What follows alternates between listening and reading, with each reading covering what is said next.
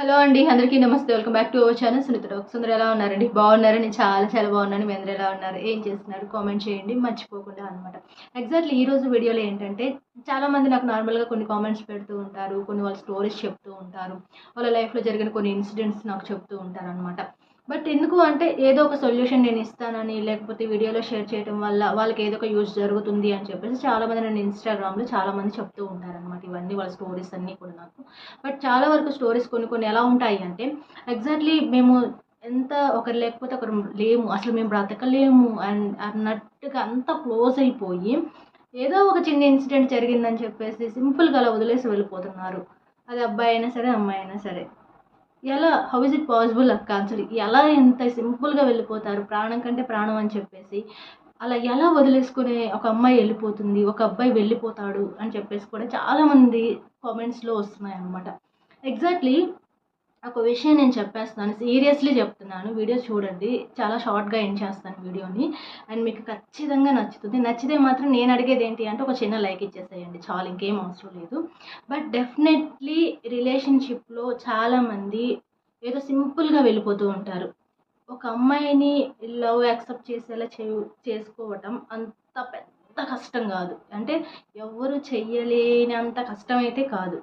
మీ love నిజమైతే మీరు ఏదో ఒక విధంగా వాళ్ళని కన్విన్స్ చేసో, బ్రతిమలాడుకోనో, బుజ్జగించుకోనో, కాళ్ళు పట్టుకోనో ఏదో విధంగా యాక్సెప్ట్ చేయించుకుంటారు అబ్బాయిలు చాలామంది అనమాట. At the same time girls కూడా. గర్ల్స్ ఏంటంటే ఎక్కువగా బయటపడరు కాబట్టి ఐ థింక్ వాళ్ళు ఓపెన్గా చెప్పరు ఆల్మోస్ట్. వాళ్ళ ఇష్టం ఉన్నా లేకపోతే వేరే ఏదైనా సరే.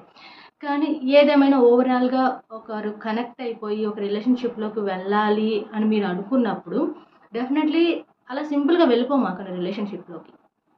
ఒక్క 10 నిమిషాలు, ఒక్క 10 నిమిషాల్లో 100 సార్లు ఆలోచించండి.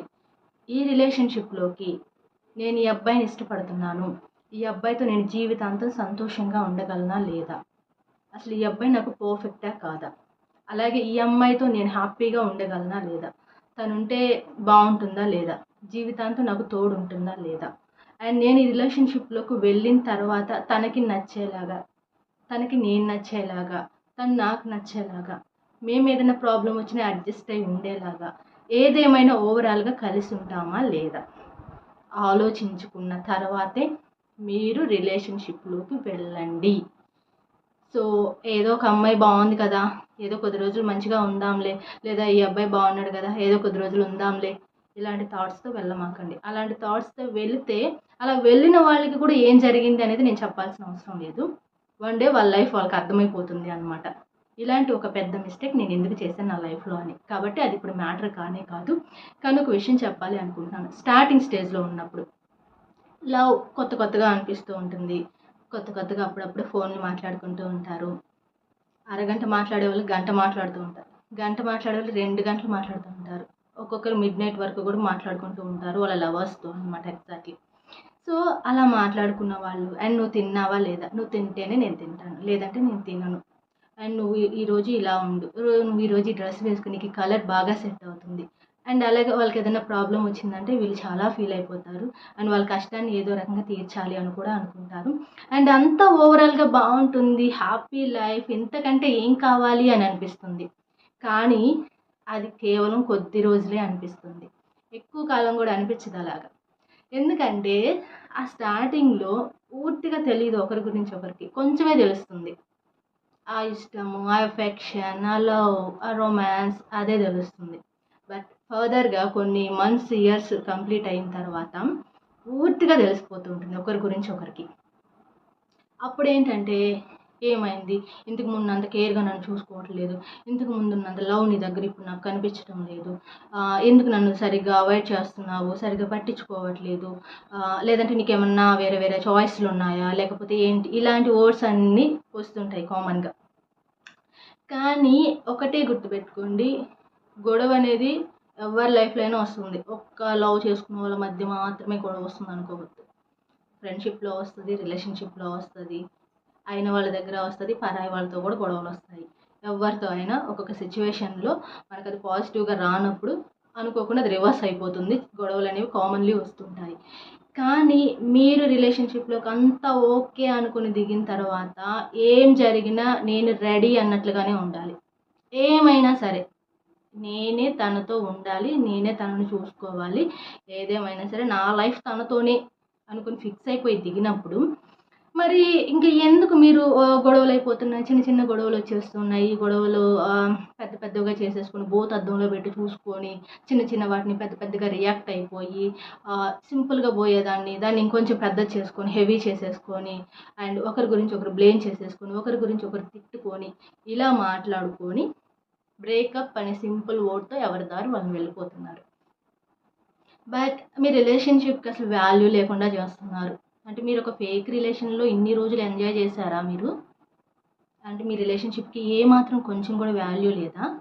అంటే మీరు ఇప్పటిదాకా చూపించిన ఇష్టం జస్ట్ డ్రామానా? అండ్ ఒకసారి మీరే థింక్ చేసుకోండి, గుర్తుంచుకోండి గైస్. అండ్ నువ్వు నిర్లక్ష్యం చేస్తున్నప్పుడు కాదు, నిన్ను ఒకరి నిర్లక్ష్యం చేస్తున్నప్పుడు తెలుస్తుంది వాళ్ళ విలువ ఏంటి, వాళ్ళ వాల్యూ ఏంటి, వాళ్ళ లవ్ ఏంటి, వాళ్ళ కేర్ ఏంటి అని.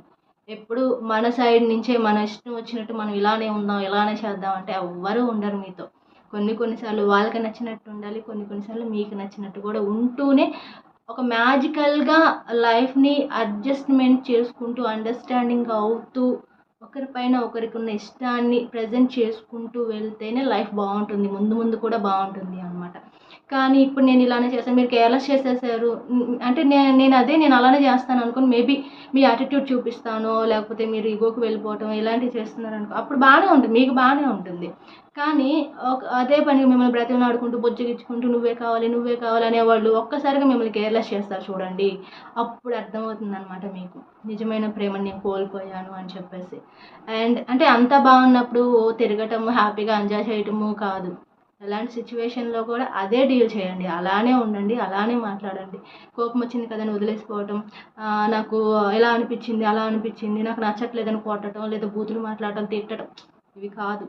రిలేషన్షిప్ అంటే అసలు ఇది కాదనమాట.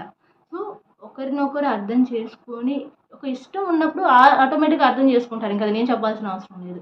ఆ పర్సన్ని నేను వదులుకోకూడదు, ఆ పర్సన్తో నా లైఫ్ అని ఫిక్స్ అయిపోతే వాళ్ళు ఏం చేసినా కూడా వాళ్ళని అర్థం చేసుకుంటారు, అడ్జస్ట్ అవుతారు. ఏదన్నా మిస్టేక్ ఉంటే తప్పుంటే చెప్పుకుంటారు, మార్చుకుంటారు, కూర్చోబెట్టుకొని మాట్లాడుకుంటారు అనమాట. సో ఇలాంటి చీటింగ్ లవ్ మాత్రం చేయమాకండి. ఒకవేళ మేబీ మీరు అలా చేశారా అంటే మీ లైఫ్లోకి ఇంకో పర్సన్ కూడా వస్తారు ఏదో ఒక రోజు, వాళ్ళు కూడా మీరు ఏదైతే ఇంకో పర్సన్కి చేశారో వాళ్ళు కూడా మీకు అదే చేసి వెళ్ళిపోతారు. సో అప్పుడు మీకు అర్థమవుతుంది అనమాట, మీరు ఒకరి లైఫ్లో ఏం చేసిపోయారా, మీ లైఫ్లోకి వచ్చిన వాళ్ళు కూడా అదే చేసిపోయారని మీకు కూడా అర్థమవుతుంది ఒకరోజు.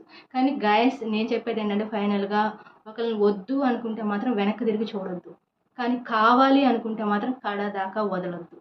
ఈ ఒక్క మాట గుర్తుపెట్టుకోండి. నేను వీడియోని కూడా ఎండ్ చేస్తున్నాను. థ్యాంక్ యూ సో మచ్ మీ అందరి సపోర్ట్కి. ఇలాంటి వీడియో చూస్తూ ఉండండి అండ్ లైక్ చేయండి, షేర్ చేయండి, కామెంట్ పెట్టేసేయండి. Insta ID mail ID provide చేస్తాను, చెక్ చేసుకోండి. And take care, by by, keep smiling.